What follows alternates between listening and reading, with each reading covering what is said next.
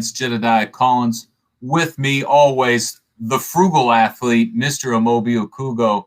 What's good, Amobi? Nah, just chilling. Two vets talking checks. We changed up the format a little bit, but we still giving you news and moves of the modern athlete. That's where we combine. And brother, you're a hustler. I'm a hustler. We get to talk about topics. We're going to go from, who's set to have the biggest year, who's changing their resume, adding ownership, looking at what athletes can do in the community, and then this overarching theme of NILs, not only who's in the forefront of teaching it, but then how is it going to drip through and eventually come back into our video games, hopefully. So as we look at this, bro, I see you, I see the message you have. I'm going to give you a 30-second, man. It's Black History Month. Goal Setters is trying to make a change. Can you give us a little background around what they're doing? Yeah, so Goal Setter is a Black-owned, women-owned financial fintech money app that is helping young kids, predominantly minority children, to learn about building financial wealth through saving. Obviously, saving is not the end-all, be-all, but through saving, you can learn a lot. And Goal Setter is the only app that has a debit card with it that's offering financial quizzes for you to ultimately reach financial wealth. Obviously, American capitalism, it's a consumer centric place, but through Goal Setter, they're hopefully trying to combat that. And it's a great cause that I'm happy to be a part of and happy to have invested in, and looking forward to so many of the iterations that they will provide for not only the kids, but the families involved as well. And it's really those families. How many families have said, well, I want to get an account for my kid? That's just not possible. Looking at the communities where this is really going to impact and change, couldn't be more excited. And like you said, it's just going to continue to iterate. As we look at our first topic today, these young men don't need a savings account. They definitely don't need a piggy bank. Give me a little bit background on who's set to pop in 2021. Yeah, so we talked about obviously the effects of COVID and everything that's been going on, but there's still athletes set to make big money in 2021. It's really ridiculous. If we go down the list, we got Stefan Strasburg making $35 million projected salary. A lot of baseball players on this list. Zach Greinke, $35 million. Klay Thompson, who's injured, $35 million. And a Coug. Yeah. Oh yeah, you gotta respect that. Drew Brees, who just recently retired, 36. Did he retire? He didn't announce it. Did he announce it? Oh, he didn't announce it. Oh, is that a hot take from Smart Talk? Let's go. You got LeBron James, obviously $40 million. Kevin Durant. The list goes on and on. A couple quarterbacks in there. Ben Roethlisberger, but $41 million a year. That is very interesting. And then to top out the list, Chris Paul and Russell Westbrook, both tied at number 2, $41 million. And Steph Curry, we talk about him quite a bit, making $43 million a year. And this is just player salary. We're not talking about endorsements. No, we're not talking about different bonus structures that are involved. And I know we have 2 athletes that we want to get into. LeBron James, I said he makes around $39-40 million from his contract, but he makes total $90 million per year in a year because of the amount of money he makes through endorsements. And we're not even talking about other like investing things that he does. We're just talking about from career earnings and then endorsements. And then Messi, who just his contract leaked. He's the highest paid athlete of all time. Signed a contract nearly $500 million worth. And so it's just interesting to see these contracts take place, obviously, in this unique time. In this unique time, as you look at it, and Messi's, I think, is tipped over the $500 million because the headline I saw was he beat Mahomes, and Mahomes was 500. So you look at the LeBrons and the ones that have been able to create this brand and this image and beyond the court. The 2 comments you point out, we had some baseball pitchers. Obviously, Mike Trout led the list for the MLB. But if you look at just the top 10, it was dominated by NBA, which, is not shocking. The smallest roster, the most games, compared to football. But then you started to look at position. It's a small ball type of thing now. The NBA players, it's all Steph Curry's, shorter than me, and he's 40-some million. What I really found interesting, obviously, in the football world, it is all quarterback heavy. You look at that $40 million piece. The salary cap for the NFL is expected to go down this year due to all the inclinations going on. So what I've always found very interesting is how backloaded these NFL contracts are. Ooh. NBA, MLB, guaranteed. NFL contracts have you get that money, that signing bonus up front, and then you have to make the team, the roster each and every year. So as you talk to a Ben Roethlisberger, a Matt Ryan, you start to talk to some of these people and you say, man, that $40 million in 3 or 4 years is coming to fruition in 2020 during a pandemic, during a crisis. That does not bode well. And so you will see some of those contracts start to be restructured where Klay Thompson, go Cougs, he can't restructure his contract. It is guaranteed. The Warriors have to pay him, even though he is going to be injured again this year. It is such an interesting perspective. But as you mentioned, the global pandemic has shifted and destroyed and flipped on its head so many different industries. But sports maintains this escape from reality, this drawing in of being a part of a team, and this connection to. It is really interesting to see these $40 million a year athletes, what position, what sport, what kind of contract. But I think as we start to gauge this, you will see these end of year contracts for NFL players has always been a conversational point. Looking at it, Drew Brees, still, arguably one of the top tier players, Matt Ryan, Ben Roethlisberger, are they a third of your salary cap value? Are they a quarter of your salary cap? That's where you really start to see the differentiator here. Yeah, it's going to be interesting. I'm really intrigued at how things move forward, how owners and leagues try to adjust these salary cap restrictions, because investing that much in one player, say they have a bad year, say they get injured, it can affect not only their franchise but the landscape of their roster for years to come. And as we look at how the owners will be able to handle these contracts, let's shift the conversation to a young female who is now adding owner to her resume. Naomi Osaka, who you either know as the highest grossing female athlete of 2020, or you know her for when she went to the US Open and on her mask had a different name of somebody who had been killed by police brutality. Not only that, she also won the tournament. So you look at this young woman and you say, what can you not do? You are a social voice. You are a social platform. You are the highest grossing. Why not start to become an owner and start to look at the game from a different perspective? So she launches into the North Carolina Courage women's professional soccer team and becomes a minority owner and starts to see not only from a social impact, she believes in the game, she believes in the message of the organization, but she also sees it as an investment as the game continues to grow, as the sport continues to develop nationwide.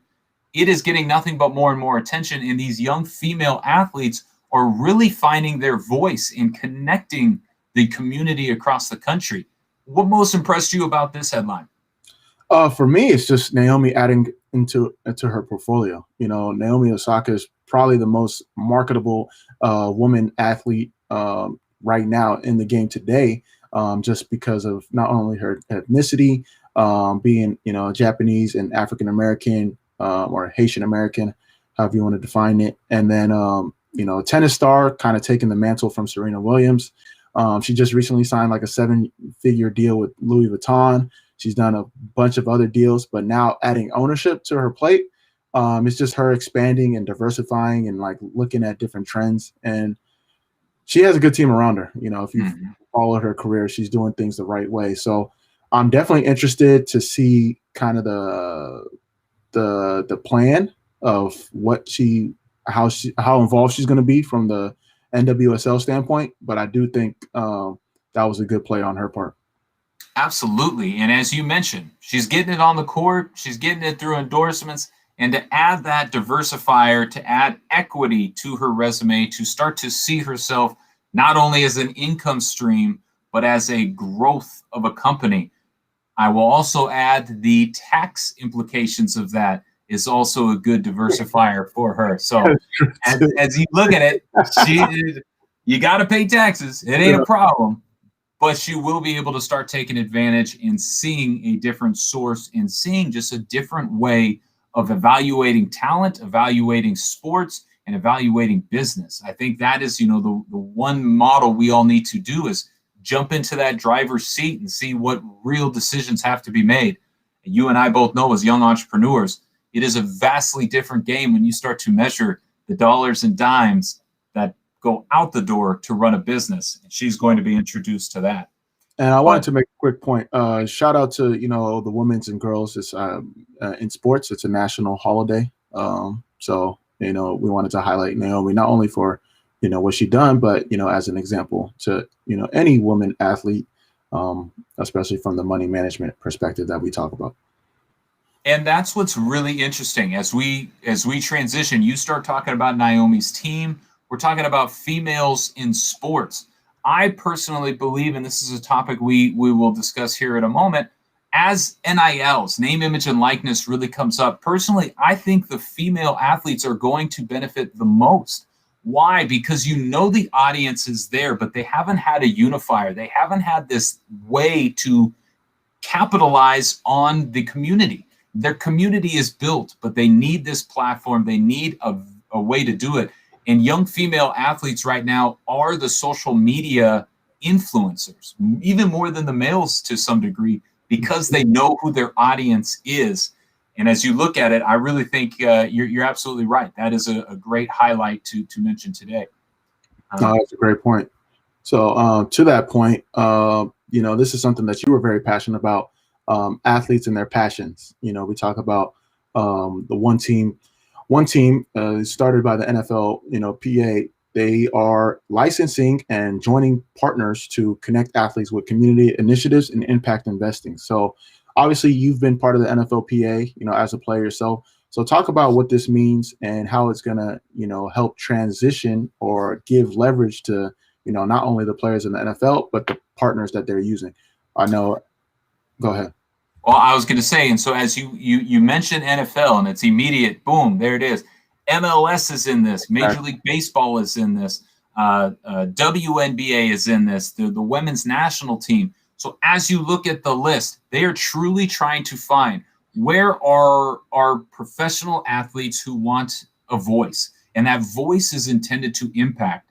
And so how are we going to empower them to impact their communities? And what this deal is going to do, and I have to double check, Local Initiative Support Group, the LISC, they are launching out a partnership to where they want to empower 2,000 professional athletes to go into their neighborhoods, to go into their communities, support local businesses, support entrepreneurs trying to bring on healthier kids, trying to bring safety to their streets, trying to make impacts and changes. And they are going to connect them to these professional athletes who see themselves as more than a game, who I would consider a smart jock, who is going to go out and create these brands that is what this uniting of the community and this powerful partnership is really about. And I continue to see this shift over the last 5 years, a professional athlete and impact, not necessarily profit, not pay me money, but what is the purpose? What is the audience? Who are we actually trying to impact and change?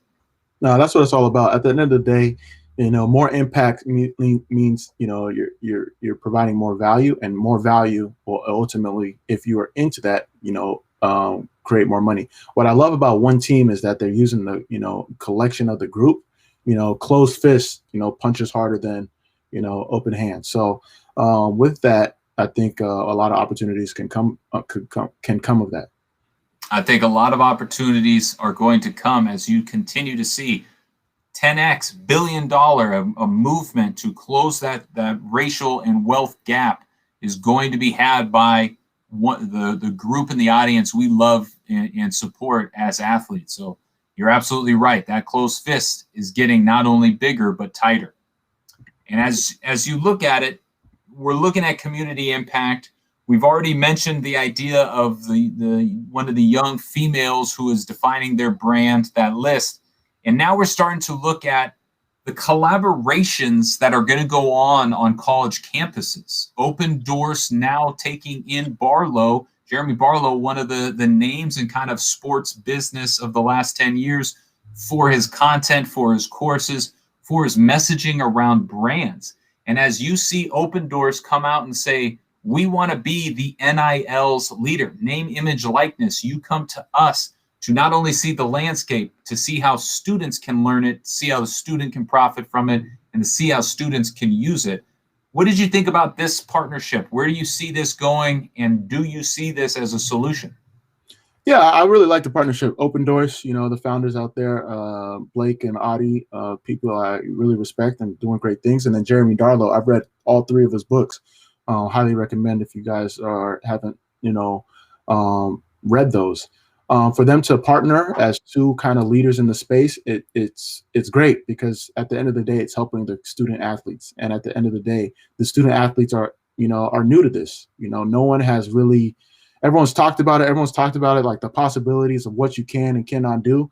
Obviously, the NCAA is kind of dragging their feet, but for them to provide the information and kind of give them the roadmap of, all right, here are some circumstances of how you can at least, from a brand perspective, take advantage. Obviously, we talk about it. It's like, yeah, you can use your brand as well as you want and make all this money, but from there, what does that look like? How are you, leveraging the money that you make to make proper decisions? And that's where fullback of finance comes in. That's where a frugal athlete comes in. But from the standpoint of, ideas and protecting your brand and understanding that, I love this. And I think Open Doors and Jeremy Darlow are going to do some great things with their Ready program. And they are definitely, kind of setting the standard, setting the stage for what this is going to look like going forward. They have built out the curriculum, working with hundreds of colleges across the country. This, as you mentioned, 2 powerful figures in the space is going to improve them. I also love the intention around Open Doors saying, we want to help with social media. We want to help with your performance on and off the field. And we want to educate you. Those are their 3 pillars. Branding is part of all of those in connection to what they are doing.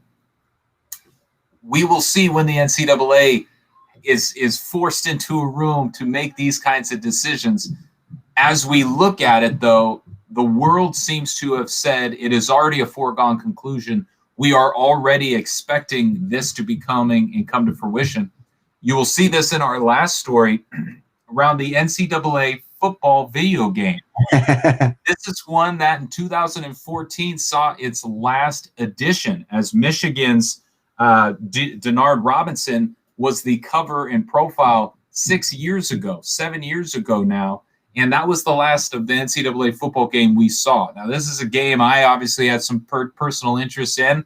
There was somebody who looked similar to me. He was a lot faster than me back in the day. But you look at this, and the game didn't go away because of, but UCLA's basketball star Ed O'Bannon had a lawsuit come to fruition, and NCAA football had to pay $40 million for the name, image, and likeness of the players in the game. Was that the reason the game went away? A lot could be said about that. Did you get paid for that for your time Did you get paid for that for your time at Washington State? I wasn't in the lawsuit. Oh. So no. Yeah. I'd be curious. Maybe I should maybe if I call somebody, I'd get my check. But yeah, right. As I look at it, NCAA has not said, hey, when are we going to release it? Hey, what is going to be specific about this game? But they have said we've already begun negotiations with colleges around their mascot, around their stadiums, around their uniforms.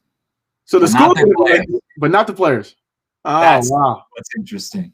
And so we continue to look at it and say, all right, the stars are aligning. Are you going to put out different players, different people, different images? Or is this going to be one of the first groundbreaking moments where NCAA says, here's our gift. Here's the beginning of the olive branch. We understand. We see it. We know it's happening. Let's move forward with it. Yeah. Do you see a time and a space where this is going to happen? Or do you see the NIL's conversation getting kicked down the road continually? Nah, it's a great point. NCAA, they're trying to say they're going to be hands off, like they're not going to deal with like any of the partnerships and stuff like that. And the colleges are saying the same, but this shows that they're going to have a hands on approach. So from that standpoint, yeah, they're going to be involved. So what does that look like? Well, and the difficulty here is traditionally the NCAA would discuss with the union. Yeah. Hey, NFLPA, hey, MLBPA, what do you guys think? What's our negotiating tactics here? The college athletes, they don't have a union. They don't have a unified group to discuss this with, which is going to make it exponentially harder. And it's nearly impossible to have a union for that many. And I would look at it as kind of who do they need really? Yeah. If you can get the top 10, 15 names in college football to sign on and just pay those guys, that is how I think this kind of cookie is going to start to crumble. Yeah. I don't think you come all out and say, hey, all 2,000 of you are going to get a check. That is what they do in Madden. And where people started to drip this in is in the Madden game, they started to put in old college teams and you could play as the franchise. And so you start to see this get dripped in. People are very excited. There is still so much left to be unheard, so much left to be defined. But I thought this was a great summation of all of these stories, looking at it and saying, there's going to come a time where you are forced into this decision, NCAA. What's it going to be? That's going to be really interesting. I like that. It's almost like NCAA is like, I could see them going straight to SEC, Big Ten, and like ACC right off the bat. But at the same time, if Trevor Lawrence is like, no, I don't want to be on that game unless you guys pay me, like, Hey, yeah. Oh, that's interesting. So, as we end out, this is always an enjoyable talking. Two vets talking checks. This is what we do. Hit the highlights. Hit the topics. What is happening? Can I get 10 seconds on the GameStop saga? How do you see that one finishing up? When it comes to investing, I'm long term. So anything short squeeze, anything like day trading, no. And I am of the philosophy of Warren Buffett: invest in what you know. I do know I used to go to GameStop a lot, and I haven't gone to GameStop in a while. So from the business standpoint, I don't see the value. I'm not telling anybody like what not to invest in. But for me personally, I can't, physically grasp investing in GameStop, so I just stayed away from it. But I do know people that made quite a bit of money. I do know people that made and lost quite a bit of money. So you just always have to have your strategy and consult with your financial team. Mm-hmm. How about you? And I look at it and I say, hey, I just joined the Peloton, movement. Oh, you're Peloton. What I've noticed is there's a competitive spirit on this leaderboard. Some people, right when that ticker starts, they want to jump out in front. They want to be, we're at the front, we're at the front, we're at the front. Investing, nobody cares where you are at the front. Nobody cares where you are right now. We care when the race is over. We care when you reach freedom, how you get there, why you got there. So I look at this and I say, people are trying to jump out the gate. They're trying to get an early start. They're trying to swing. You sit in the saddle, you start to grind. And if you continue down, like you said, that long-term perspective is going to pay off. I do love the national interest. I do love the intrigue of young people into finances. I love that they said, we're fighting the man, we're fighting hedge funds. Oddly enough, they did a very similar tactic as hedge funds do. So, they kind of fought fire with fire and they got burned, and that's just the reality.